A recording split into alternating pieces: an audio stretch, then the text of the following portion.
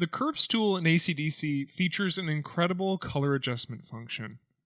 You're probably familiar with curves in that it can adjust overall brightness in your image.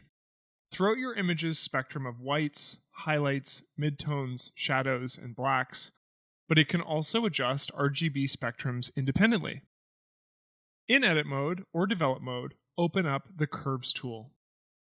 In Edit Mode, you can find it as a destructive filter located on the left pane, or you can find it as a non-destructive adjustment layer located on the right pane. In Develop Mode, you can find the Curve tool within the Tune tools. It is under Tone Curves.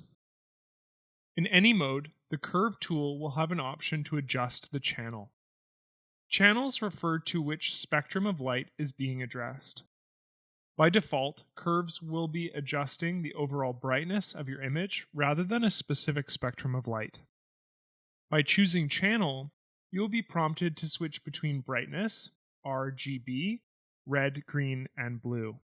Each channel has a corresponding opposing spectrum that can be used to correct images that are intensely one channel.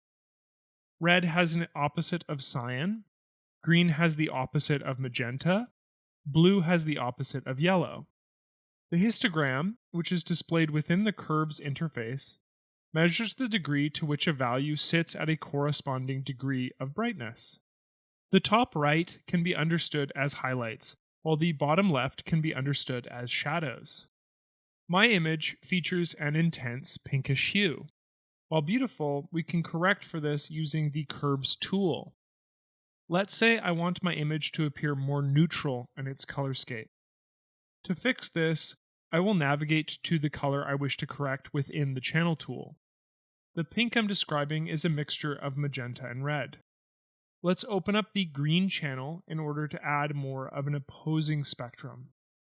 If I click on the Curve tool and drag the bottom right upwards, I will add more green to my image within the shadows.